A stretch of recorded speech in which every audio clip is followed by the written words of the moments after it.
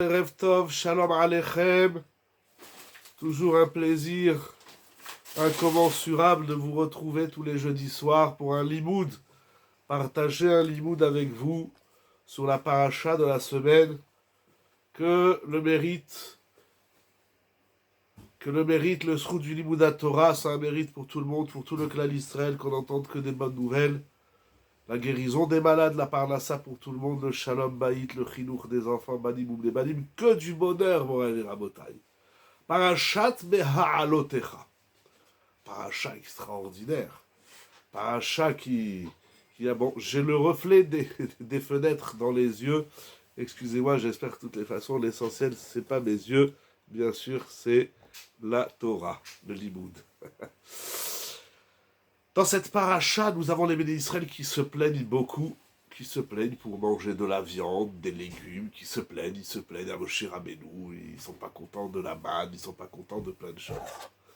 Et à la fin de la paracha, nous avons l'épisode quelque peu regrettable de Myriam et de Aaron qui parlent Vatedaber Myriam ve Aaron be Moshe alodot haisha hakushit asher lakach ki isha kushit lakach.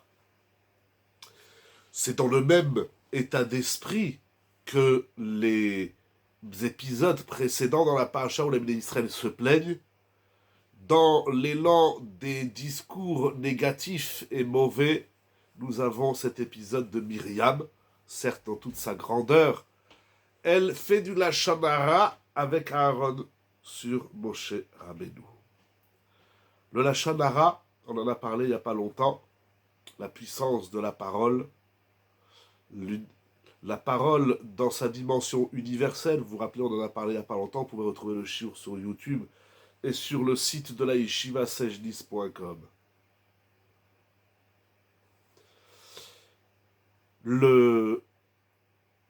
Dans la Torah, le Chafetz Chaim énumère, dans l'introduction au Chafetz Chaim, à son livre, il énumère une multitude d'interdictions, de transgressions, de lavin et de hasid qu'on transgresse lorsque nous médisons et nous parlons du mal sur autrui. Il va même énumérer le Chafetz Chaim des Harourines. Je prends la page, je l'avais préparée, mais elle est partie. Il va même compter des Harourines. Voilà, il y a, lorsque, chas v'chalila, une personne dit du lashon hara, eh bien, elle subit 3 harourines. Aleph, Ben Gimel, il y a 3 harourines. Des malédictions de la Torah. Donc il y a la transgression des hasid, des lavin, des hasid, des commandements passifs et des commandements actifs de la Torah, on traduit positif, négatif. Et chas v'shalom, celui qui dit du lashon hara, il est maudit 3 fois par la Torah. C'est incroyable ce qu'il dit le Chafetz Chaim. Le premier harour, Harour bakereu basater. Il est dit dans Parashat Kitavo, chapitre 27, verset 24, dans Devarim, maudit celui qui frappe son ami en cachette. Qu'est-ce que ça veut dire frapper son ami en cachette, nous dit le Chafetz Chaim. Sheu ka'e al lashon hara. C'est celui qui dit du lashon hara sur autrui. Kemo deita be pirke de Rabbi Eliezer ou be pirush Rashi be chumash. C'est incroyable. Quand on sort une parole négative sur autrui, chas v'chalila, il y a une malédiction qui tombe du ciel. Le Chafetz Chaim, il va dire 3, mais on va parler de Harour bakereu basater. C'est un Harour, c'est chas v'chalila, c'est une malédiction, c'est incroyable.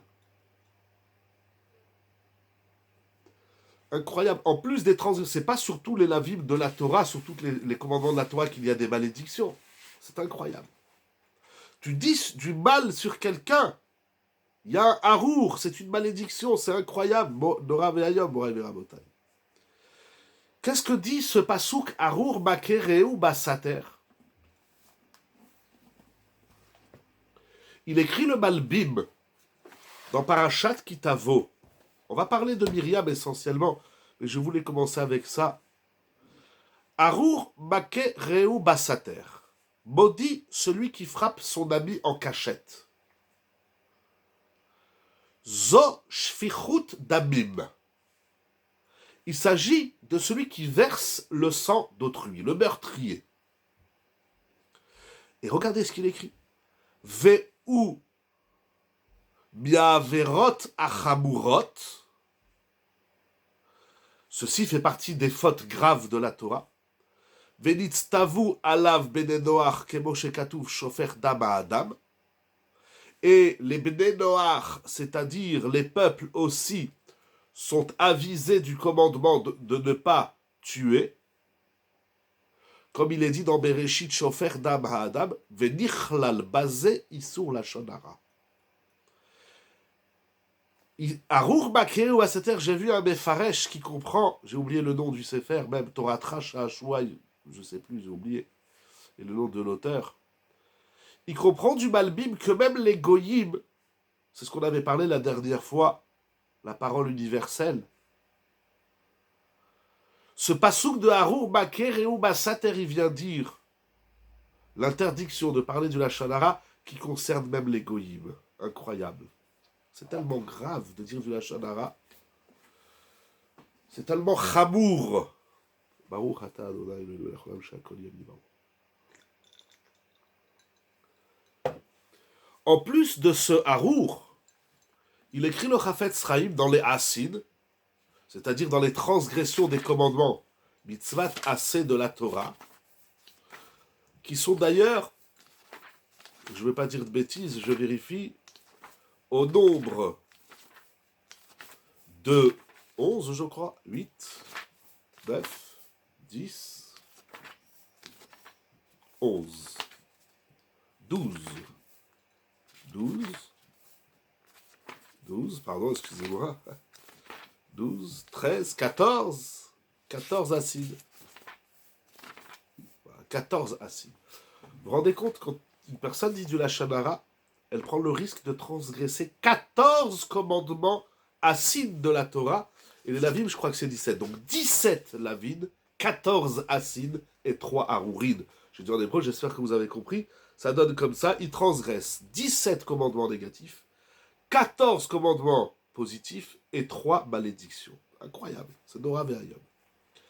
Le Chafetz Chaim écrit la chose suivante. Celui qui dit du Lashon Hara, il transgresse le commandement de Zachor et Asher Asa Hashem Elokecha le Miriam. Parce que dans Be'alotecha, nous avons l'épisode de Myriam et Aaron qui parlent sur Moshe. Mais dans Devarim, au chapitre 24, il est dit « Souviens-toi de ce que Hashem a fait à Myriam ». Ce verset vient nous dit le Chafetz Chaim, la Torah nous met en garde de nous rappeler verbalement chez Nizkor Bepe Tamid Haonesh Agadol Asher Asa Hashem Yitbarach la Tzadeket Myriam Anevia. Akadosh Baruch Hu va envoyer une grande punition à Haonesh Agadol. J'ai pas lu la paracha pour deux raisons. D'abord, j'espère que tout le monde la connaît.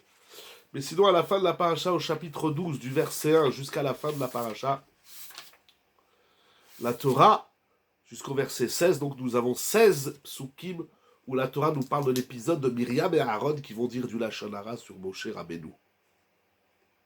Et donc c'est un commandement de la Torah de se rappeler verbalement, pas seulement dans la mémoire, c'est-à-dire de se dire tous les jours, fais attention à ce qui sort de ta bouche, sinon Akadosh Baruch Hu, il va te punir comme il a grandement puni Myriam. La tzadeket et la nevia, la tzadeket, tzadik, et la prophétesse. Donc, si la Torah nous raconte cette histoire de Myriam, c'est pour qu'on en prenne une leçon. D'ailleurs, Rashi, dans la paracha de la semaine prochaine de Parashat Shelach, qui va nous parler de l'épisode regrettable des explorateurs,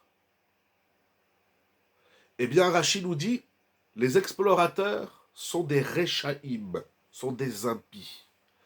Il dit Rashi là-bas dans Shelach, Shlefi Shelo Lakru Musar, Raou Velo Lakru Musar. Ils ont vu ce qui s'est produit avec Myriam, qu'elle a dit du Lachon Hara, et qu'elle a été grandement punie par Akadosh Baruch Hu. Mais eux n'en tirent pas de leçon. Lorsque on entend une personne qui lui arrive une épreuve, un malheur qu'Hachem nous préserve et nous protège, ainsi que tout le clan d'Israël. Lorsqu'on entend qu'il arrive un problème à quelqu'un, on doit en tirer une leçon. Les Meraglim, les explorateurs, n'ont pas tiré de leçon de l'épisode de Myriam. C'est ce qui va les conduire à leur tour de dire du Lachon Hara sur la terre d'Israël, sur Eretz Israël. Incroyable. Donc si la Torah nous parle de l'épisode de Myriam, nous devons en tirer une leçon. Cette leçon devient une mitzvat assez. C'est un commandement positif de la Torah de se dire verbalement tous les jours, de faire attention de ce qui sort de notre bouche afin de ne pas subir le même sort que Myriam. Et il explique, chez l'Odibra, voilà je vais le dire directement en français, voilà que Myriam n'a parlé seulement de son frère, qu'elle aimait comme elle-même. Myriam, elle aimait Moshe. C'est lorsqu'elle dit du Lachon Hara, ce n'est pas par haine, par sinatrinam, ou par animosité envers Moshe. C'est son petit frère dont elle-même s'est occupée. Vegidalta ou al-Birkea. Et elle s'est même mise en danger pour le sauver. Vous vous rappelez, dans Shemot, à la naissance de Moshe, il a été déposé dans un berceau. Et du berceau, il a été déposé dans le Nil. Et Myriam va se mettre en danger pour protéger son frère. Et plus que ça, elle n'a pas dit véritablement du mal. Elle n'a pas dit « mon frère c'est un taré, mon frère c'est un fou, mon frère il n'est pas bien, mon frère il est tordu ». Pas du tout. Son erreur, c'est qu'elle a mis Moshe Rabbeinu, le grand prophète, le grand Navi, au même niveau que les autres prophètes. En vérité, ce n'est pas qu'elle a dit du mal, mais c'est qu'elle a amoindri le bien qu'il fallait dire sur Moshe Rabbeinu. C'est-à-dire quand tu dis du bien de quelqu'un, si tu dis pas tout le bien, si tu minimises le bien, les qualités, ça s'appelle déjà dire du mal. C'est incroyable. Et en plus de ça, elle n'a même pas parlé devant lui. C'était Myriam et Aaron qui parlaient entre eux de ce qui se passe entre Moshe et Tzipora. Elle n'a pas parlé devant Moshe pour ne pas le peiner, justement, pour ne pas qu'il ait honte. Et elle n'a même pas parlé en public, elle a parlé seulement entre elle et son frère, à Kadosh, Betsina, ils ont parlé en cachette. Est-ce qu'elle le savait? J'ai pas compris, est-ce qu'elle savait quoi? Est-ce qu'elle savait que Moshe, il était grand?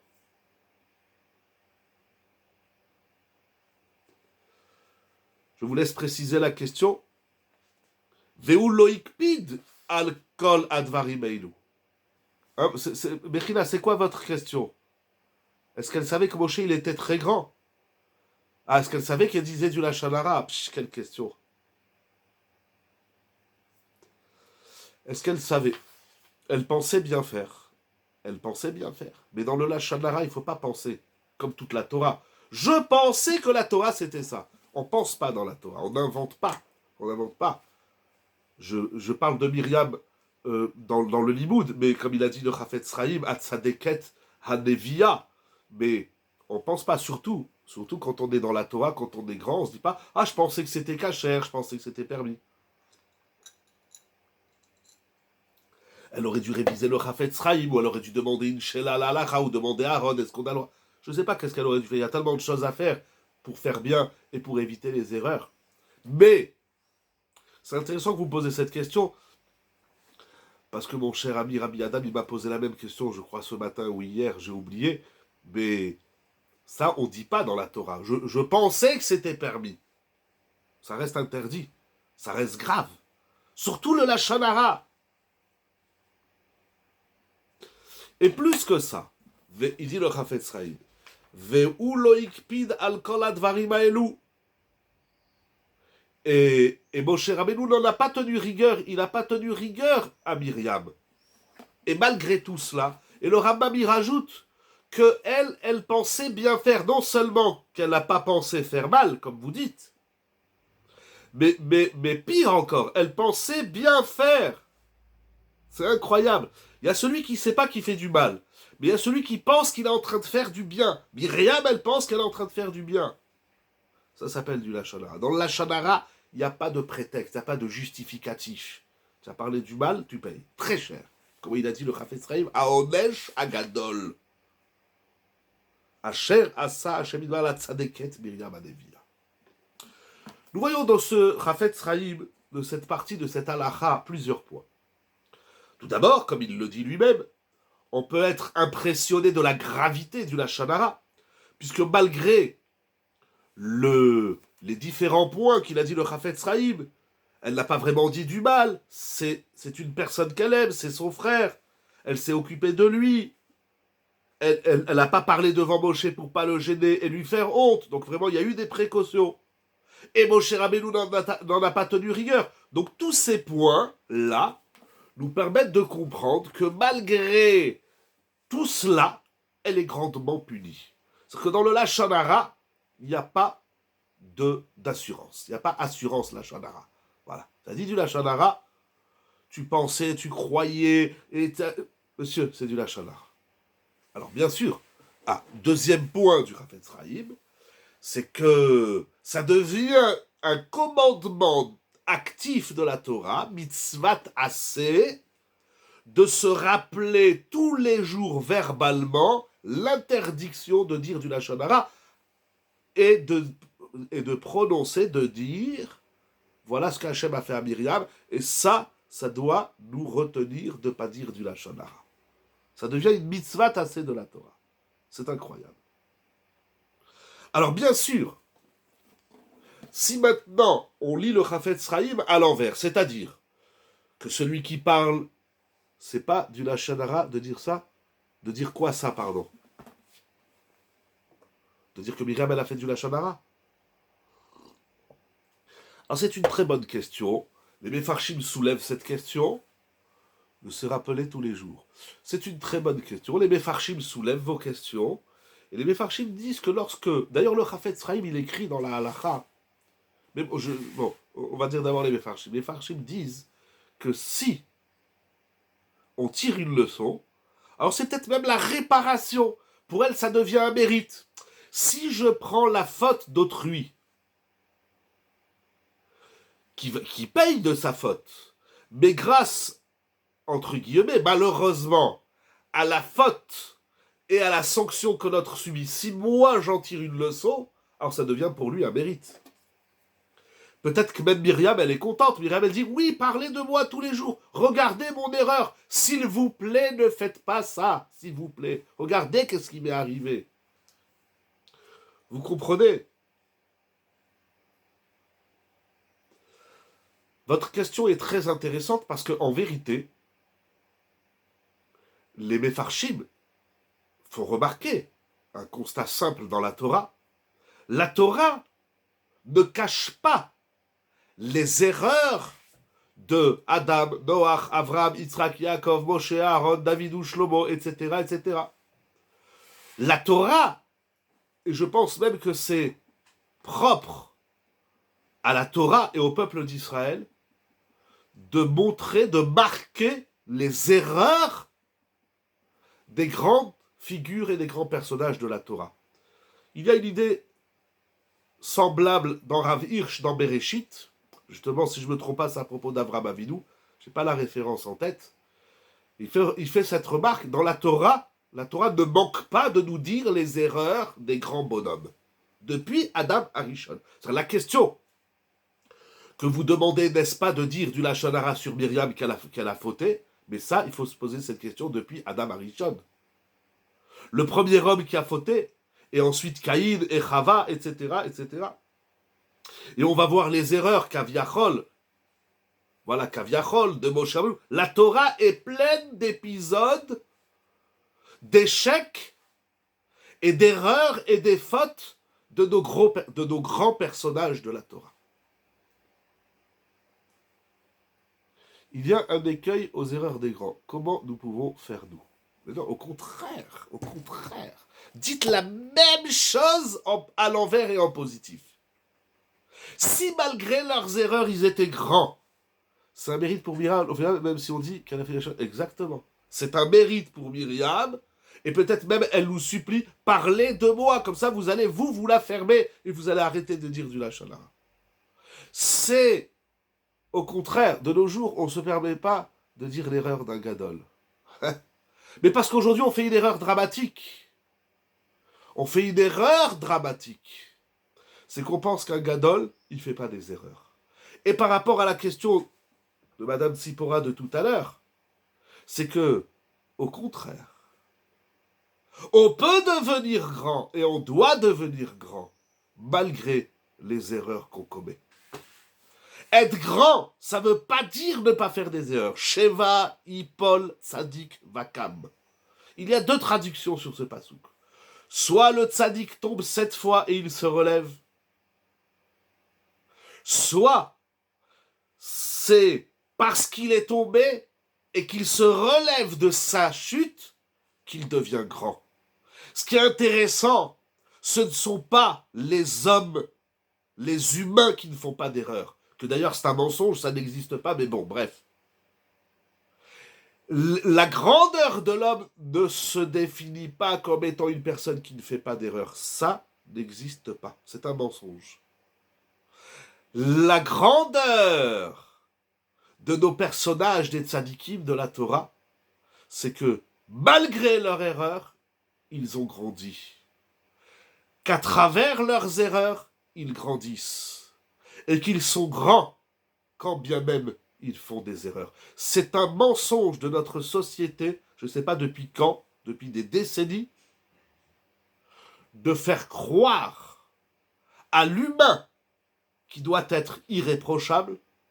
Et c'est cette théorie de l'humain qui a fait tomber l'homme. Ils ont l'étiquette de leur erreur. J'ai pas compris. Qui a l'étiquette de quelle erreur? Excusez-moi, Mechila, j'ai pas compris votre remarque.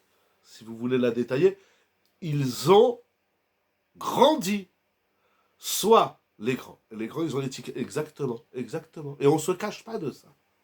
À la différence de, je tairai, je dirai pas qui, quoi, comment, où, mais c'est le mensonge de l'humanité de dire un tel a fait une erreur, alors il devient 100% pourri et disqualifié. C'est dramatique. La marge d'erreur, elle est non seulement normale, elle est peut-être même naturelle et vitale. En tout cas, l'erreur ne définit pas la grandeur d'un être humain. La grandeur d'un être humain, c'est comment il va aborder l'échec, comment il va aborder l'erreur, comment il va se relever de cet échec. Mais de dire, moi, je ne fais pas des erreurs, c'est un mensonge. C'est ce qui a tué l'humanité, c'est ce qui tue les hommes aujourd'hui. C'est-à-dire, il a fait une erreur, alors on ne le veut plus dans la société. C'est dramatique. Voilà, c'est tout simplement dramatique, et c'est un mensonge. En tout cas, ce n'est pas la Torah. Voilà. Depuis, toute notre Torah, elle est basée sur des hommes qui ont fait beaucoup d'erreurs. Et le premier, c'est Adam Arishon. Le suivant, mais il y a une dimension de ne pas faire cette erreur. Il y a une dimension de ne pas faire cette erreur. C'est immense, voilà. Parce que si l'autre, si le grand a fait l'erreur, je dois apprendre de lui, moi le petit, le tout petit, le minuscule, le rien du tout. Je dois apprendre du grand de ne plus commettre les erreurs. C'est-à-dire, si Myriam, en l'occurrence, elle a fait cette erreur, alors de Myriam, on va tirer une halakha pour tout le monde. Et il ne faut pas faire l'erreur de croire qu'on ne fait pas des erreurs.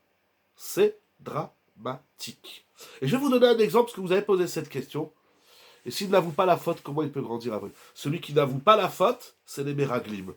L'autre commet des erreurs. Moi, je suis un tzaddik. Je suis naki. Ça, c'est un mensonge. Et en tout cas, ce n'est pas la Torah. Je vais vous donner un exemple qui m'a aidé personnellement et qui m'a permis d'aider nombre de couples, de fidèles et d'élèves depuis que j'ai lu ce texte. Ravolbe, Alav Shalom, mon grand maître, Ravolbe. Il a écrit un petit livret qui s'appelle Adracha Lechatanim. Dans les mots d'aujourd'hui, on traduirait le guide du jeune marié. Il a écrit un petit livret qui s'appelle le guide du jeune marié, Adracha Lachatanim. Ce sont des shiurim que Rav Wolbe il a fait il y a 50-60 ans en arrière, avec des élèves de la yeshiva de Be'er Yaakov qui étaient en âge de se marier ou qui étaient déjà des chatanim, et il va leur faire des shiurim pour leur expliquer qu'est-ce que le mariage. Alors oui, le mariage, c'est magnifique, la vie de couple, c'est tout ce que vous voulez, c'est les nuages roses, c'est le grand amour, etc. C'est sûr. Vous savez comment Rav Wolbe, il commence le guide des jeunes mariés, Adracha les Chatanim, vous savez, le premier shiur. Il réunit ses élèves et il leur dit, je vais vous dire, vous allez vous marier, sachez que la vie de couple connaît des échecs et des obstacles. Ah, vous pensez que je suis en train de, comment on va dire, je suis en train d'abîmer votre nuage rose du grand amour et du couple, dit Rav Wolbe à ses élèves. Eh bien, pas du tout, dit Rav Wolbe à ses élèves. Je vous mets en garde, sachez, trouvez le shalom bayit, l'amour, l'équilibre, tout ce que vous voulez dans le couple, vous pourrez le trouver seulement si vous êtes conscient que dans le couple, vous allez traverser des tempêtes et pas des moindres. C'est un mensonge de dire à un couple, vous allez vivre l'amour éternel et parfait. Il y a des couples qui arrivent, mais ils ont chacun, pauvre et cham. Après les tempêtes, c'est pas obligatoirement des tsunamis. Ça dépend des corottes de chacun, peu importe. Rav Regen, l'élève de Rav Regen Shalita, l'élève de Rav Wolbe, dans son livre, mais où est donc passé le bonheur, il parle de ça aussi, il dit un couple qui se dispute jamais, il peut aller nulle part. L'échec, l'erreur, on le retrouve aussi dans les livres de Chinour, notamment du Rav Zilberberg, j'ai oublié son nom, Rav Mordechai, j'ai le livre là-bas quelque part, nous parle, le Stapler a beaucoup parlé de ça, le père de Raphaël Kanevski, le Stapler, et ainsi de suite. C'est pas trop le sujet de ce soir, je voudrais avancer dans le Lachon Hara de Myriam. Merci d'avoir posé la question, parce que c'est fondamental. Je vous donne un exemple. Il y a des couples qui sont en panique, on s'est disputé. Pourquoi t'es en panique? T'es en panique parce qu'on t'a jamais dit que t'allais te disputer. Ou parce que quand t'as vu tes parents te disputer, t'as dit mes parents ils sont tarés, moi je vais jamais me disputer avec ma femme. Non monsieur, tu vas te disputer avec ta femme. Mais se disputer avec sa femme, ça ne veut pas dire qu'il n'y a plus d'amour, ça ne veut pas dire qu'on ne peut rien construire, ça ne veut pas dire qu'on ne peut pas fonder une famille, etc., etc., etc. Rav Wolbe nous dit, on a un devoir de rappeler à tous les jeunes mariés du monde qui vont connaître des tempêtes, qui vont connaître des vagues. Et que bien gré tout ça, à l'intérieur des vagues, ils vont peut-être se laisser transporter par les vagues et connaître un couple magnifique. Dans le Chinour, un enfant qui est au CP, qu'on punit, que ce soit les parents ou à l'école, mais je ne parle pas des écoles, que ce soit à la maison, on punit parce qu'il a eu un 0, c'est dramatique. C'est dramatique. On crée une pression psychologique, psychique, mentale, physique à un enfant dès qu'il a 6 ans, c'est dramatique. On a tué le gosse avant même qu'il commence la vie. On meurt avant de vivre. T'as fait une erreur? C'est pas grave, mon enfant, c'est normal. Tu crois que... Vous savez, il y a des parents qui disent à leurs enfants quand ils ont une mauvaise note, tu es pas digne de ton père ou de ta mère, moi j'avais que des bonnes notes. C'est dramatique. C'est tellement un mensonge et un drame de parler comme ça aux enfants. Moi, quand mes enfants me disent, papa, j'ai une mauvaise note, je fais, t'inquiète pas, mon fils. Moi aussi, j'ai eu des mauvaises notes. Et ton grand-père aussi, il a eu des mauvaises notes. Et ta grand-mère aussi. Et Avraham Avinu aussi, il a eu des mauvaises notes. Et Adam, et Noach, etc., etc., etc., etc., etc. C'est pas grave d'avoir une mauvaise note. Ce qui est grave, c'est de penser que tu n'allais pas avoir de mauvaise note. Tu n'as pas été préparé à la mauvaise note. Et ce qui est grave, c'est que tu restes dans l'échec, tu restes dans l'erreur, et tu ne veux pas te relever. Ça, c'est grave. Tu as un échec, c'est normal. Mais maintenant, on va t'apprendre à se relever. Des échecs, il y en a dans tous les domaines de la vie. De dire à un enfant, tu n'es pas digne d'être mon fils parce que tu as loupé ton bac, ou parce que tu redoubles, ou parce que tu as eu des mauvaises notes, tu n'es pas digne de ton père, tu me fais honte, t'es l'archouma. De dire des phrases comme ça, c'est du meurtre, c'est de l'assassinat. En plus que c'est grotesque et mensonger. Il sait déjà qu'il a une mauvaise note, il va pas en plus de ça l'écrabouiller, ton gosse. Au contraire, redonne-lui de l'élan, redonne-lui de l'oxygène. Déjà, le chiour, c'est pas le chinour et c'est pas le shalom baït, mais voilà. Oui, oui, il faut se dire. Alors attention, c'est pas bon, il y a une marge d'erreur, on est tous humains. C'est pas ça du tout le discours. Razvé shalom, ça c'est pire encore. Le discours, c'est que l'homme, il fait ce qu'il doit faire. L'homme, il fait plus que ce qu'il doit faire, la messirut nefesh. Mais il y a des situations qu'on ne peut pas évaluer avant qu'elles nous arrivent, qu'on se les prenne en plein dans la tête. Et il y a une volonté d'Hachem. C'est Hachem qui t'a envoyé le truc dans la tête parce qu'il veut voir comment tu vas t'en sortir. Comment tu vas faire pour pas t'écrouler, etc., etc. Merci de la question, et c'est ça le Yesod. Et nous allons avancer dans Myriam. Oui, Myriam, elle dit, je vous en supplie, parlez de moi. Dites que j'ai fait du Lachon Hara. Si en disant que j'ai fait du Lachon Hara, ça vous permet à vous de ne plus en faire, eh bien, je vais même demander à Kadosh Baruchou qu'il écrive dans la Torah mon épisode et qu'il en fasse une mitzvah. Comme ça, le monde entier, il va fermer sa bouche. Tout ça grâce à l'erreur de Myriam. Et oui, elle reste Myriam, elle reste une tzadékette. Malgré son erreur dramatique, Moraï Verabotaï, je voudrais succinctement, parce qu'on n'a pas le temps de tout lire dans les mots, mais on a vu le Chafetz Chaim, qui a dit que c'est donc une mitzvah tassée de la Torah, de se rappeler de l'épisode de Myriam, et de la punition tous les jours. Il faut dire, Hachem, il a puni Myriam, parce qu'elle a dit du Lachon Hara sur un frère qu'elle aimait, et qu'elle ne lui voulait aucunement du mal, et elle n'a même pas parlé devant lui, et elle n'a même pas vraiment dit du mal, alors à plus forte raison que moi, je dois me la fermer. Arrêtons de parler sur l'autre. Et arrêtons de s'appuyer sur oui, mais c'est pour le bien, mais en plus c'est la vérité. Chut. Hachem, on a déjà fait ce show, je ne vais pas le refaire. Encore une fois, il est sur le site de la Yeshiva. Hachem, il nous a donné une bouche pour bâtir, construire, bénir, savourer, complimenter. Zéou. Le reste, c'est du chazir. C'est du cochon qui sort de notre bouche.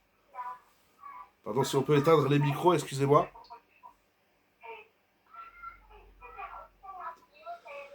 Allô, allô, si on peut couper les micros, s'il vous plaît, merci beaucoup. Bon.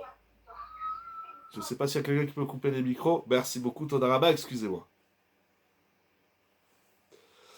Il n'existe donc pas un Lachon Hara light. Vous me demandez, je vous connais, je me permets de... Vous me demandez, est-ce qu'il existe un poison light? Ça n'existe pas. Ça n'existe pas. Du Lachon Hara light, ça n'existe pas. Je ne sais pas c'est quoi du Lachon Hara light. Ça n'existe pas. Le Lachon Hara, ça n'existe pas. Ça ne doit pas exister dans la bouche d'un Ben Israël. C'est tout. Non, mais il a fait et il m'a dit et...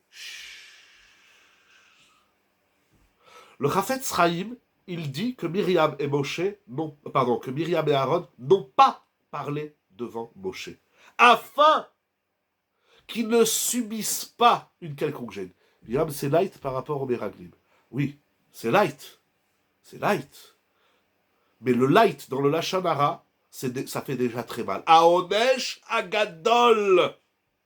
La grande punition qu'elle a reçue, c'est les mots du Chafetz Chaim, la grande punition qu'elle a reçue pour son Lachon Hara, light comme vous dites, alors quand le Lachon Hara il n'est pas light, mais qu'est-ce qui reste?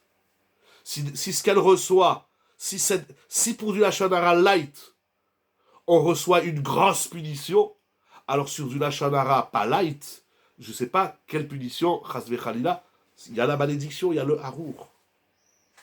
Donc le Chafetz Chaim nous dit que Myriam et Aaron n'ont pas parlé devant Moshe afin de ne pas le mettre mal à l'aise, chez l'Oyevosh, qu'il n'ait pas honte. Moraï Verabotaï, je ne sais pas si vous avez déjà lu dans votre vie le Orach Chaim HaKadosh, sur cette paracha de Myriam, il dit des choses qui sont tout simplement Nora Ve'ayom. Je vais essayer de vous les dire, de lire quelques mots. On ne peut pas tout lire. Celui qui veut, bien sûr, il prend le Chumash, il lit le Or HaChaim. J'ai soulevé quelques points. Ce qu'il écrit, c'est tout simplement ahurissant. Je crois que c'est dommage, c'est vraiment dommage qu'on ne le prend pas. Je vous demande de le prendre si vous voulez. Je vous paye, je paye les dépenses qu'il faut. C'est une mitzvah de traduire le Or HaChaim, en plus du Chafetz Chaim, c'est sûr, et de faire cadeau des papiers, comment on dit, plastifiés, et d'offrir à tout le monde comme ça, de donner. On va lire des choses ici, c'est la beauté de la Torah, la puissance de la grandeur du Or HaChaim Akadosh, et comme je disais la dernière fois, ça va vraiment nous donner envie de nous fermer notre bouche, et de se la fermer, d'arrêter de dire du mal. Bon, Rabotai, sans trop d'introduction, le Or HaChaim Akadosh, il dit, pourquoi Hachem, il a puni Myriam? Bon, elle a dit du Lashon Hara, d'accord, ça va, c'est rien, j'ai juste parlé, ça c'est moi qui rajoute, c'est pas le Or HaChaim. Oulai, shedibrou befanav shel Moshe. Il n'est pas d'accord avec le Chafetz Chaim. Le Or HaChaim Akadosh, il est bien avant le Chafetz Chaim. Marloquette. Est-ce que Myriam et Aaron parlent devant Moshe ou ne parlent pas devant Moshe? Le Chafetz Chaim dit, ils n'ont pas parlé devant Moshe. Mais le Or HaChaim Rabbeinu Chaim ben Atar, Zechuto Yagen Alenu, nous dit, oui, ils ont parlé devant Moshe. Pourquoi? D'où il sait? Il dit, je le dis par ma logique. Ve'ada'at maskemet bazé gamken. Il dit ce que je dis, c'est très logique. Je comprends pas pourquoi le Chafetz Chaim dit que c'était pas devant lui. Moi, le Or HaChaim Akadosh, il dit ma logique, elle me dit qu'ils ont parlé devant lui. Parce que si c'est pas devant lui, Mayoilu daber lotov benehem le benatzmam, quel est l'intérêt de parler? Sur Myriam Aaron, ils se parlent de Moshe. Quel est l'intérêt? Il n'y a aucun intérêt. Alors, c'est aucun intérêt. Myriam, elle va parler pour Stam comme ça en l'air. Donc, il est d'évidence, nous dit le Or HaChaim, qu'ils ont parlé devant Moshe. Ah. Donc, ça veut dire que si je te parle d'une personne qui est devant nous et je dis du mal, ça s'appelle aussi du Lashon Hara. C'est incroyable. Ah, mais alors la question est là. Mais, ok, vous parlez entre vous, devant Moshe, mais il est où l'intérêt qu'on parle entre nous d'une troisième personne? Amrou divrem derer tochachat vehu shomea milatam. Leur intérêt de dire, t'as vu, qu'est-ce qu'il fait Moshe Rabbeinu?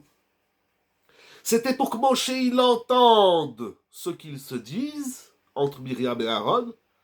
Et le but, c'était d'envoyer un message à Moshe pour qu'il se corrige. C'est-à-dire, c'est une tochacha, c'est une remontrance déguisée. Au lieu que je viens et je te dis en face, tu sais ce que tu fais, c'est pas bien. Eh ben, je parle avec quelqu'un, je dis, tu te rends compte, qu'est-ce qu'il a fait Moshe Rabbeinu, c'est pas bien.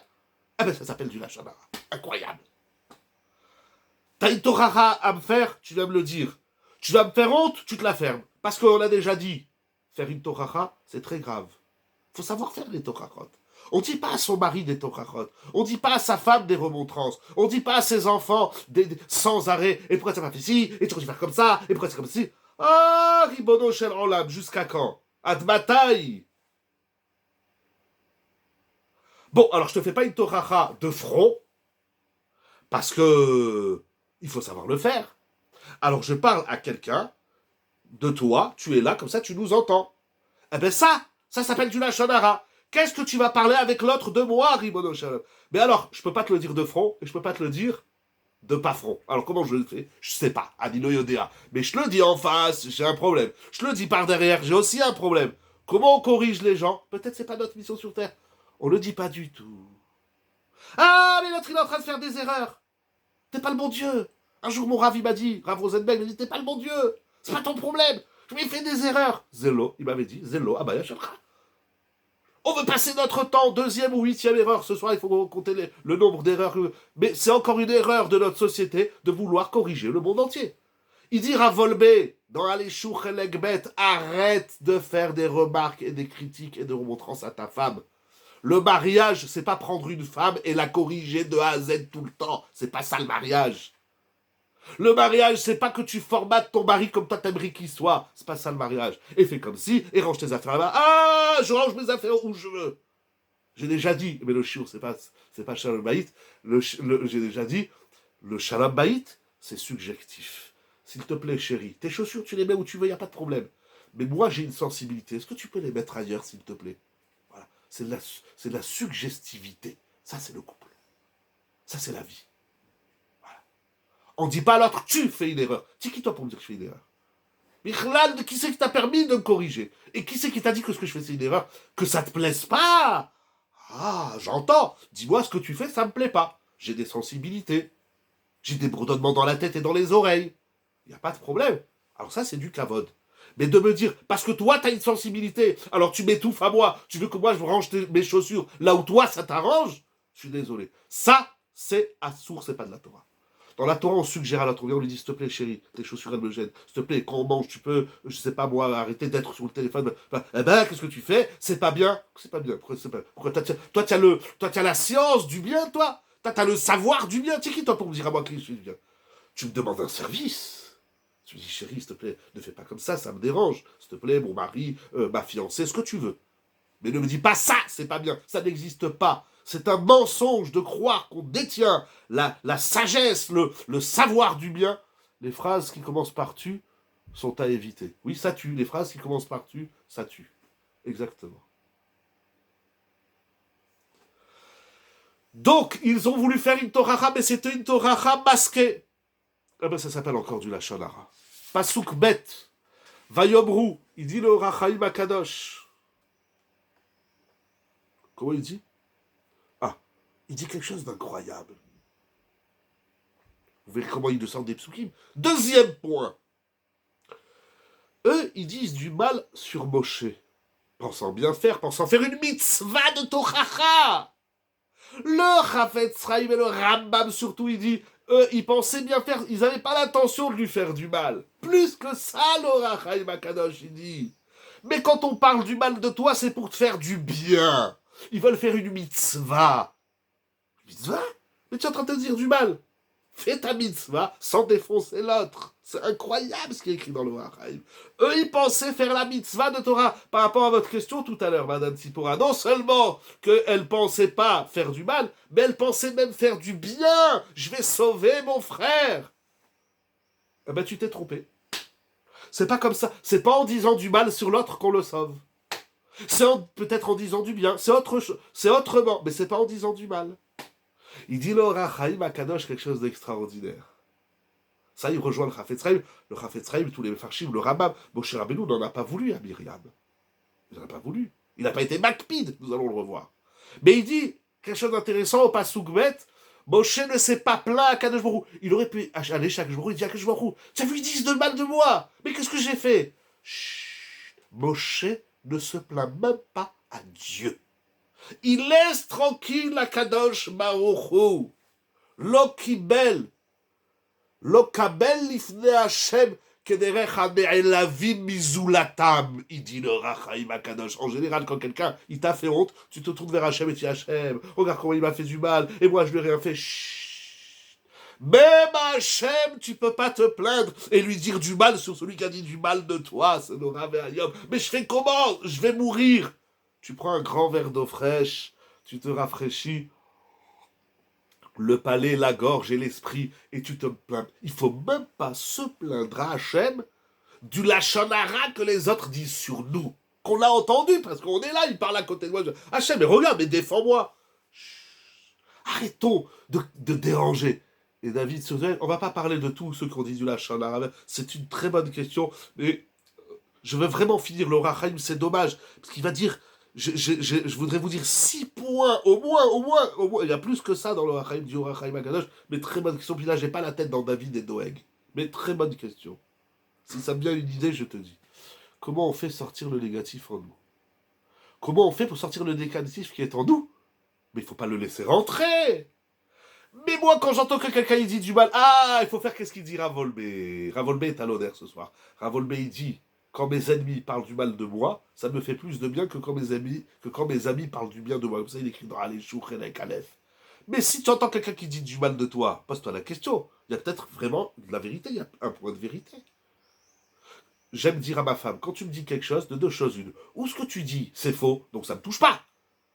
Mais pourquoi quelque chose de faux, ça nous touche? Je comprends pas. Quelqu'un, il vous dit, ouais, tu es toujours en retard, ou je sais pas quoi.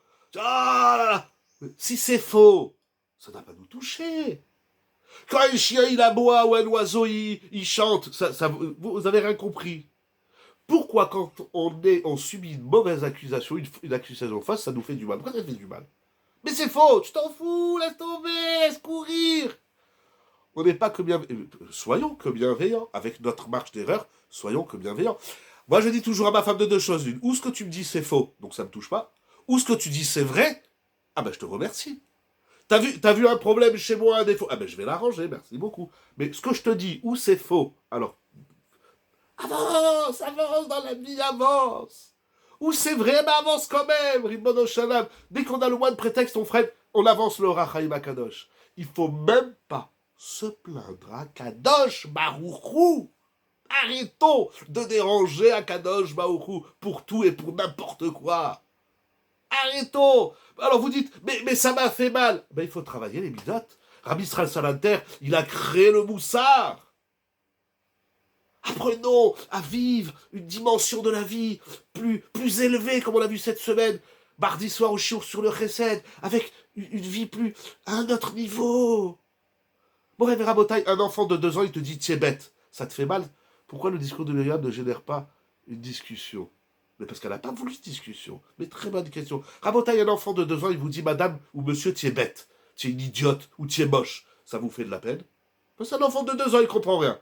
Un enfant de 4 ans, il te dit, madame, tu es moche. Monsieur, t'es pas beau. Ça te fait de la peine? Celui qui est peiné parce qu'un enfant de 4 ans, il lui dit, monsieur, t'es pas beau ou monsieur, t'es moche, je crois même en psychiatrie, on va pas le prendre. On va le prendre le bonhomme, on va le jeter à la mer ou on va lui dire, monsieur, va vivre avec les oiseaux dans les nuages. Je suis vexé. Comment ton fils de 4 ans, il m'a tiré la langue? Oh, il faut se calmer, Rabotai. Et ainsi de suite. Ah bah non, parce qu'il a 40 ans, ça te vexe plus. Oui, parce que lui, il réfléchit. Il t'a dit des conneries, il t'a dit des ch'touillottes. Pourquoi ça te blesse? Ça te blesse que quelqu'un te dit que tu es bête? Ça lui fait plaisir. Moi, quand les gens me disent, entre guillemets, du mal, si ça te fait plaisir de croire que je suis un idiot, eh ben au moins, je t'ai fait sourire. C'est pas seulement de la bienveillance, c'est du sechel. Comment il a dit le Rachaim Akadosh? Comment il a commencé la paracha? Ve'ada'at maskebet. Mais il faut de la conscience, de la réflexion, mais pas de la philosophie, il n'y a pas besoin d'aller très loin, c'est pas des grandes idées métaphysiques. Stable, tu t'arrêtes. Il y a des gens, ils sont bloqués, voilà. Il m'a dit, je suis bête, je peux plus rien faire. Ouais. Parce que je t'ai dit un mot tordu. Bien sûr que j'ai fait une erreur. Je t'ai dit un mot tordu, tu peux plus exister. Oh, mais t'as rien dans la tête. T'as rien dans la tête, t'as rien dans le... T'es vide. T'es vide. Ça, c'est vous prenez un ballon, vous faites un tout petit trou avec une aiguille, il explose. Alors si je prends un grand bonhomme ou une grande madame de 1m60, 70, 80, qui pèse 60, 70, 80 kilos, et avec un mot, je t'ai dégonflé, eh ben t'es plein de vide. Faut se remplir dans la vie. Bon, Rabbi Rabotai, on avance le Rachaim Akadosh, Rabbeinu Chaim Ben Attar.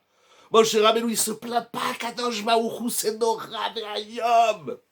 Il y a des choses, il ne faut pas se plaindre à Hachem. Il faut le laisser tranquille ou il faut lui demander des choses plus intéressantes, plus existentielles, plus profondes.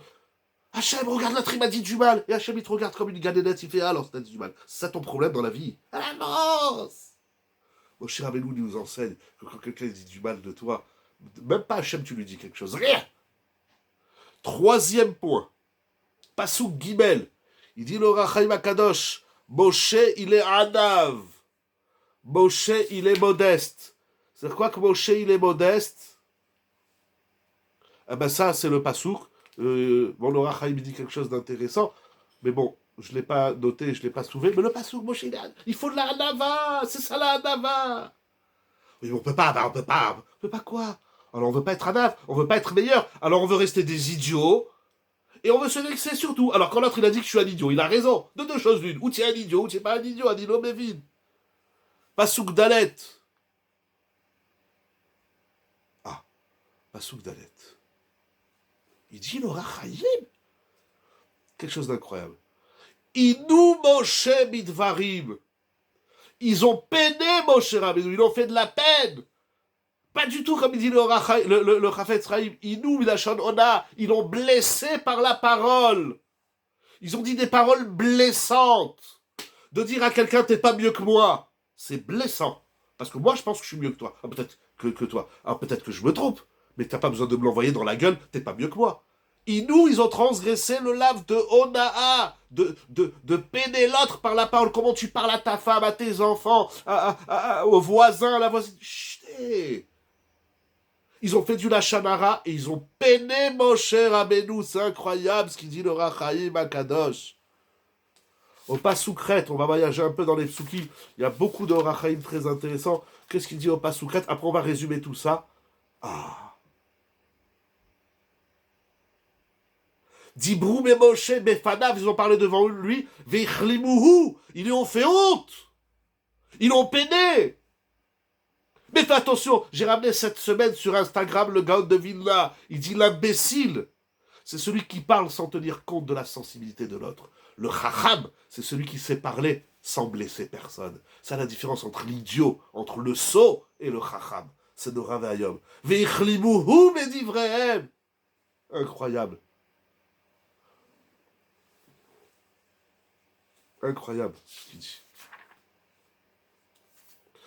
Ensuite, le Rachaim Akadosh, il pose une question.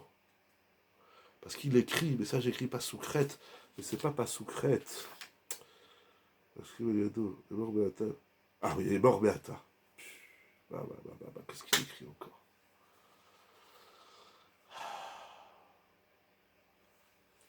Le premier pshat sur le Soukret, il dit, mais quand tu parles du mal de l'autre, tu es en train de dire quoi? Tu es en train de dire que ce que Moshe Rabbeinu il a fait, c'est tordu. Donc tu es en train de dire que ce que Moshe Rabbeinu il fait, c'est sans l'accord d'Akadosh Baruch Hu. Alors de deux choses une. Ou tu es en train de dire que Moshe Rabbeinu ce qu'il fait, c'est pas la Torah, c'est grave. Ou tu es en train de dire ce qu'il fait, c'est la Torah, et donc tu parles contre Dieu. Faire du lachanara sur l'autre, le Rambam aussi l'écrit comme ça explicitement. Parler du mal de l'autre, c'est s'en prendre à Akadosh Baruch Hu. Tu connais, toi, tous les calculs du bon Dieu, pourquoi il a fait que l'autre, il est tordu, il est marboule, et il est voleur, et il est menteur. Tu comprends quelque chose? On comprend quelque chose au projet d'Akadosh Baruch Hu? Rien. Alors, quand tu te plains d'une personne, tu es en train de te plaindre d'Akadosh Baruch Hu. Tout la Shandara, c'est s'en prendre quelque part à Akadosh Baruch Hu. C'est le Rachaim qui dit, Bachem Dibrou. Incroyable. Et enfin, le Rachaim Akadosh, dans le Pasuk Yudalef, il dit, si on regarde bien, Moshe Rabbeinu, dans tout ça, ça c'est de leur côté, l'agresseur. Tu dis du mal, même si tu pensais faire une mitzvah, tu as pédé par la parole, tu as fait honte, tu parles sur Akadosh Baruch Hu. Maintenant, par rapport à la victime, Moshe Rabbeinu, on a dit Moshe Rabbeinu, il s'est pas plaint. Moshe Rabbeinu, non seulement qu'il s'est pas plaint, il dit le Rachaim, Moshe, il n'a pas tenu rigueur. C'est-à-dire que Moshe Rabbeinu, lui, c'est un malach. On lui dit, tu es tordu, il dit quoi? J'ai rien compris, j'ai rien entendu. Il avance, il continue, il est Moshe Rabbeinu. Donc, ils lui ont fait honte, ils lui ont fait de la peine, ils ont parlé sur Hachem, ils ont dit du lachonara. Par rapport à la victime, par rapport à l'agresseur, le lachonara c'est un agresseur. Le lachonara c'est une agression qui est dramatique. Mais ce qui est incroyable, c'est qu'en face, la victime, elle n'est pas une victime. Moshe Rabbeinu, il leur en veut pas. Moshe Rabbeinu, il se plaint pas à Kadosh Baruch Hu. Moshe Rabbeinu, il sourit. Moshe Rabbeinu, il leur dit rien du tout. Moshe Rabbeinu, il avance. En simple, Moshe Rabbeinu, il s'en fout que Moshe, que Myriam et Aaron, excusez-moi, je sais pas si ça se dit, il s'en fout, mais je le dis quand même. Mais Moshe, il ne tient pas rigueur. Ça ne gêne pas, vous pouvez parler sur ma patate toute la journée, je m'en fiche et contrefiche, ça ne me fait rien. Il n'est pas rentré chez lui en pleurant. Qu'est-ce qu'il y a? Pourquoi tu pleures? Parce qu'ils ont dit du mal de moi. Hein? Moshe Rabbeinu. Moshe Rabbeinu, il est... Voilà, il n'est pas là. Il fait comme s'il n'a rien entendu. Et ça lui fait même pas mal l'oïkpid. Alors le Rachaim Akadosh, si ça n'est pas d'impact sur la victime, c'est exactement, c'est insignifiant. Voilà, Moshe Rabbeinu, il est indifférent. Il réagit pas, il s'en fout, il n'en parle même pas à Kadosh Baruch Hu. Il va même pas faire des télim à Kadosh Baruch Hu, sauve-moi de ceux qui disent du mal de moi. Hein? Moshe Rabbeinu, il a rien entendu. On dirait qu'il n'existe pas. Mais alors si c'est ça, le Rachaim Akadosh, il pose une couche à Atsuma. Pourquoi Hachem il a puni Myriam et Aaron? Si tout le lachanara qu'ils ont fait, au final, il n'a aucun impact. Au final, il n'a pas été peiné. Au final, il n'a pas eu honte. Puisqu'il s'en fout. Puisqu'il n'a pas... Il n'a rien ressenti. Il est indifférent. Quoi? Vous avez dit du mal au Hamas? Je rigole de votre Lachonara. Je rigole de vos paroles blessantes. Lachonara, Onaa, Bisayon. Et Moshe Rabbeinu, il bouge pas. Ça lui fait pas mal. Alors si ça lui fait pas mal, le Rachaim Akadosh, il pose une kusha Atsuma. Pourquoi Hachem a puni Myriam? Pourquoi Myriam, elle subit la Tzarat? Puisque son Lachonara n'a fait de mal à personne. C'est la kusha du Rachaim Akadosh. Vetam aonesh ou lishte sibot. Il dit le Rachaim Perek Yudbet Pasuk Yudalef. La raison de la punition, elle est pour deux causes. Ça veut dire, t'as fait du mal à personne. Tu prends quand même une punition. Alors, on va dire le Rachaim Akadosh. Mais on pourrait dire que dire du mal, c'est comme je vole 1 euro à un milliardaire. Il n'a même pas vu. Et je reste un voleur. C'est pas parce que l'autre, il n'a pas subi du mal et du tort que moi, ce que j'ai fait, c'est bien. Le bien et le mal ne se définit pas uniquement par rapport à ce que tu fais subir à l'autre. Par exemple, Chazvé Shalom, un bonhomme, il dit à sa femme, tu m'énerves, tu es bête. Et elle s'en fout complètement, ça lui fait rien du tout. Tu es quand même un rachat. On dit pas ta femme, on dit pas sa femme, t'es bête. Une femme qui dit à son mari, tu m'énerves, je te supporte plus. Et lui, bon, il comprend que des fois elle est fatiguée, ou que des fois elle a les nerfs, ça lui fait rien. Rien du tout. Il dit, ma chérie, t'inquiète pas, tout va bien. Madame, une femme, elle dit pas à son mari, tu es bête, même si ça lui fait rien du tout. Ça prouve, ta façon de parler, elle prouve que dans ta maout, que dans ton essence profonde, t'es tordu.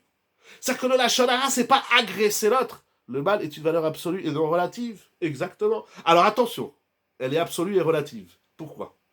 Parce que si ça fait de la peine, alors là, ça devient plus grave. Et la peine, elle est relative. Il y en a, il va dire, ça m'a fait un peu de peine. Tu sais, là, il va dire, ah, il va pleurer, et l'autre, il va mourir. Donc c'est absolu. Parce que par rapport à celui qui dit du mal, déjà, il a fait du mal. Ça prouve que dans son effet, le Chafetz Chaim, il parle de ça. Ça prouve que dans sa maout, il est mauvais, le bonhomme.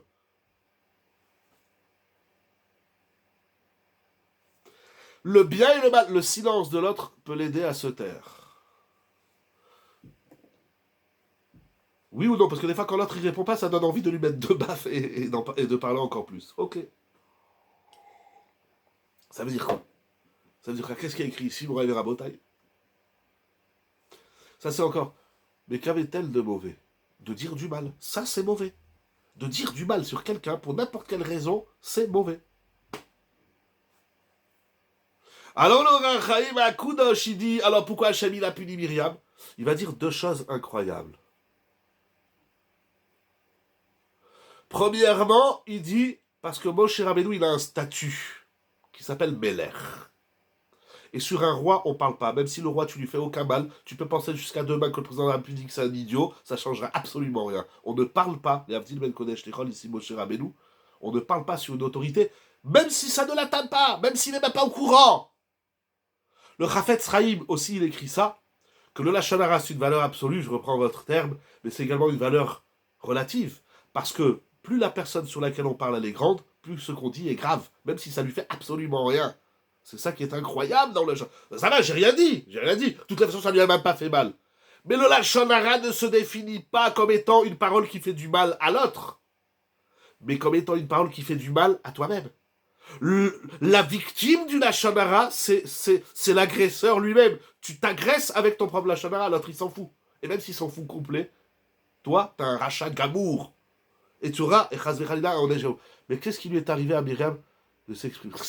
Mais c'est ça. Elle pensait faire une mitzvah de Tochacha. Heureusement qu'elle a fait cette erreur, elle nous a ouvert tous ces chidushim. Et encore, je vous dis le Chafetz Chaim et le Rachaim Akadosh, mais il y a encore beaucoup de Mefarshim, il y a des grandes sougiotes autour de Myriam pour écrire un livre. D'ailleurs, le Chafetz Chaim, il a écrit un livre qui s'appelle Zachor les Myriam. Parmi tous les livres qu'il a écrits sur la Shonara, un livre extraordinaire, comme tous les livres du Chafetz Chaim Akadosh. Moraï Rabotai, l'autre c'est un roi. Comme ça, tu parles sur le roi? Dans la Torah, c'est écrit qu'il est un avis. On ne parle pas comme ça d'un avis. Le Rachaim dit c'est un Melech, il a un statut. Est-ce qu'un témoignage tribunal peut être conséquent de la Shonara? Comment concilier l'obligation de vérité? Quelle question, Rabotai. Il y a une histoire dans la Gemara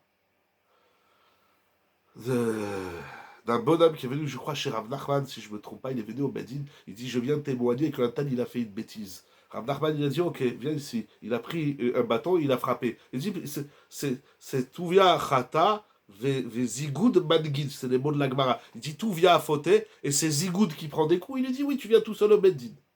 Tu crois comme ça, on vient au Bedin? Mais le Bedin, il fait des enquêtes. Il y a des gens qui viennent au Bedin et qui racontent n'importe quoi. J'ai lu hier un livre, j'ai commencé un livre extraordinaire d'un rave extraordinaire qui est Dayan au Beddin à Yerushalayim. Il dit, mais les gens, dans les divorces par exemple, ou dans les conflits, mais tout ce qu'ils disent sur l'autre, c'est dramatique. Ça va très loin. Il y a des gens qui ont fait de la prison. Il y a des gens qui ont demandé le divorce et ils ont fait croire que le mari était pédophile. Ou que madame, elle couchait avec la terre entière. Alors que c'est des mensonges grotesques. Aujourd'hui, vous parlez de ça, vous dites l'autre. Hein, au quart de tour, c'est fini. Sa vie, elle est grillée. Et une seconde. Il y a des gens qui mentent, il y a des gens qui disent n'importe quoi. Il faut faire une enquête. C'est pas parce qu'un enfant de 4 ans, il a décidé que ça veut dire que l'autre, c'est un violeur. Il faut se calmer dans la vie. Ok, il y a de l'abus. Ok, il y a des choses graves. Je dis pas qu'il faut pas gérer les choses, mais il faut les gérer bechorma. Il y a des gens qui ont fait de la prison parce qu'on a dit sur eux des choses qui n'existaient même pas. Ou alors on les a moussés. On a fait de lui un pervers violeur, blabla. Alors qu'il a juste dit bonjour à la mademoiselle, il lui a donné son numéro de téléphone, c'est devenu un violeur. Il faut se calmer. Ça va très vite. Mais c'est dramatique parce que oui, parce que Chazvé Shalom, il y a eu des cas qui sont très graves. Je minimise pas, je suis pas en train de dire ah ça va, c'est rien du tout. Il y a des fois c'est grave, mais des fois c'est rien. Alors commencez pas à faire la différence entre le c'est rien et le c'est grave. Dès qu'il y a quelqu'un qui dit quelque chose sur l'autre, ça y est, pour argent comptant, il est licencié, on le vire, on lui parle plus, on lui donne plus de travail, il est obligé de s'exiler. J'ai rien fait. C'est la fille qui m'a demandé un rendez-vous. Alors moi, je suis pas un violeur. Il faut se calmer. C'est pas, voilà. Alors oui, c'est compliqué. C'est très. Vous connaissez tous les procès qu'il y a en ce moment en France et dans le monde entier. Il faut se calmer. Il y a des gens, ils sont tombés. Il y a des gens qui se sont suicidés à cause de ça. Il faut faire attention à ce qu'on dit. Ça veut dire de venir au tribunal et de comment dirais-je et de témoigner d'un fait dans la Torah. Chez les Goïms, je sais pas. J'ai déjà eu affaire au tribunal. Baruch Hashem, pas pour des affaires comme ça, bien évidemment. Mais c'est... Attention. Enfin, attention à ce qu'on dit. On tue des familles entières. Donc, quand bien même on témoigne, il faut d'une certaine manière réduire son temps de parole. Ça, c'est le Beddin qui gère. Ça, c'est le Beddin. Ça, c'est écrit dans Pirkei Avot. Ça, c'est le Beddin. Et ve marber l'arcor et taïdim. Bref, et rabotage, je veux pas traîner. Vous posez une grande question, mais les Ilchot la Shanara, il y a aussi chez les Dayanim, il y a aussi dans Masechet Sanhedrin. Bref, et rabotage. Il y a ici écrit quelque chose d'incroyable. Premièrement, c'est un roi. On ne parle pas comme ça d'une autorité. Deuxièmement, ils ont parlé sur Hachem. Tout la Shonara, à un moment donné, ce que tu dis, ça touche à Kadosh Baruch. C'est incroyable. Donc, premièrement, faire du Lachon Hara même pour une mitzvah de Tochacha, c'est assour. Deuxièmement, faire du Lachon Hara même devant le bonhomme, c'est assour. Troisièmement, même si l'autre il est mochel et il n'est pas makpid, c'est assour. Quatrièmement, c'est quand tu parles à l'autre, ou tu dis Lachon Hara, ça lui fait de la peine, même si au final il n'a pas de peine. C'est sortir de sa bouche des propos peinants, même si au final ils n'ont pas peiné, c'est assour.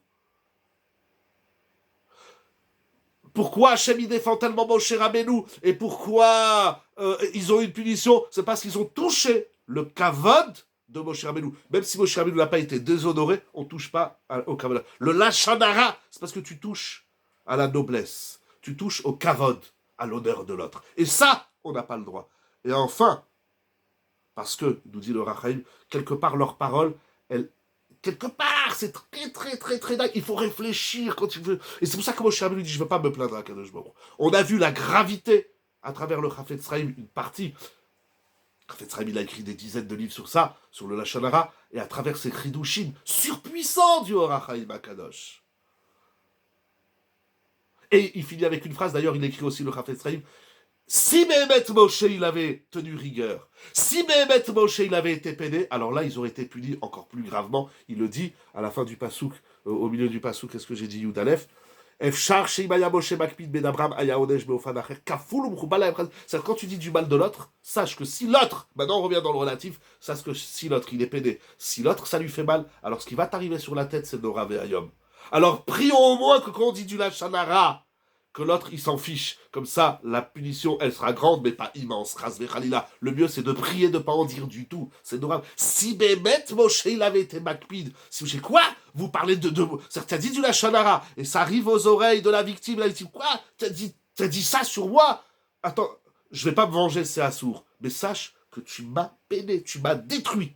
Alors là, Balik, je sais pas comment ils disent, allez le dire, Ishta Barchemolad, combien de maladies, de problèmes, de drames, d'épreuves, inimaginables on traverse dans la vie parce qu'on a dit des choses sur l'autre et on l'a peiné et on lui a manqué à son kavod, etc., etc.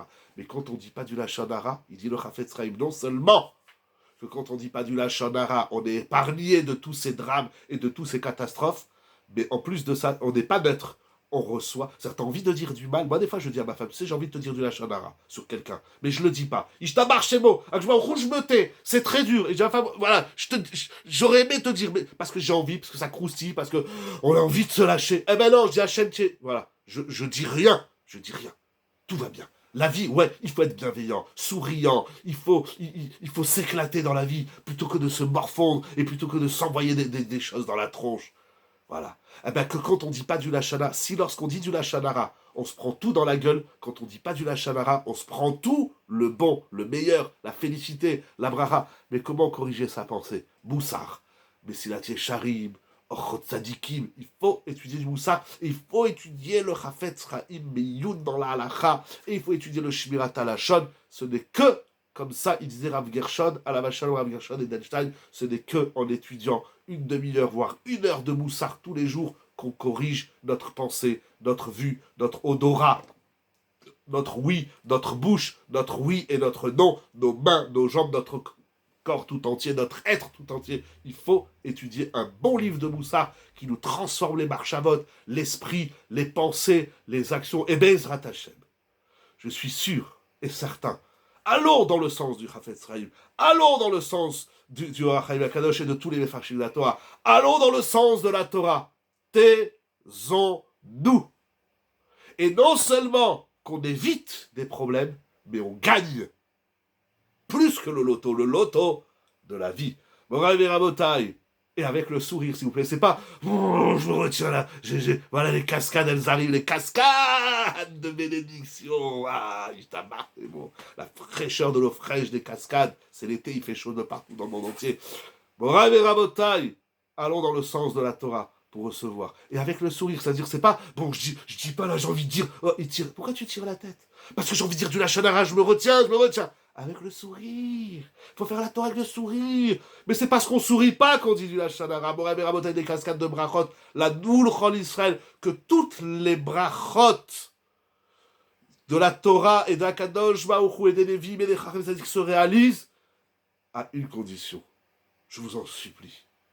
Pourquoi alors dans le Pirkei Avot on dit l'omatzati la gouftov et la shtika justement? Donc j'ai pas tout très bien compris, mais d'abord le gouffre. Quand on dit pas de la Lachon Hara, ça guérit le corps. Quand on dit du Lachon Hara, Myriam elle a été frappée dans son corps par la tsarat. Rabbi Rabotai, je sais que vous avez encore beaucoup envie d'étudier. Moi aussi, beaucoup, que du coup justement, si, ça commence par le gouffre. Parce que quand le gouffre va bien, alors le Sechel et la Neshama aussi ils vont bien. Kakadosh Baruch Hu, il envoie des brachot à tout le monde. Je sais que vous avez encore beaucoup de questions, vous avez encore beaucoup envie d'étudier, moi aussi, Moraï Rabotai. Je voulais partager ces quelques points, il y a encore beaucoup à dire. Celui qui sait lire l'hébreu et qui comprend, allez fouiller dans le Or HaChaim, c'est extraordinaire ce qu'il écrit, et dans tous les Mefarshim, le Rambam, le Chafetz Chaim Yod, Yehiratson, que par le srout de l'Imoud Torah sur une Chot Lachon Hara, que nous puissions, pas avoir des brachot, que nous puissions nous taire afin d'avoir des brachot. Merci beaucoup, Rav, et merci beaucoup, surtout aux organisateurs, je rajoute le surtout. Kakadosh Baruch Hu, il vous envoie des rivières et des cascades de brachot pour nous, pour tout Israël, pour Rabbi Rabotai. Shabbat Shalom, merci beaucoup, Rabbi Nathan et ton épouse, Toda Rabba. Je vous dis, Rabotai, avec le sourire, Shabbat Shalom Mevorach, Yeshiva Zoom. C'est online, pour la gloire d'Akadosh Baruch Hu, quand on se tait, on donne du kavod à Hashem. Et quand on fait du kavod à Hashem, on a toutes les brachot, toutes les hatzlachot, tout le bonheur, mes gouffres, mes mamot, mes shabbat, mes nefesh, dans tout, la nou ou le chol Israël. Shabbat, shalom, ou mevorach. Kol Touv. Merci.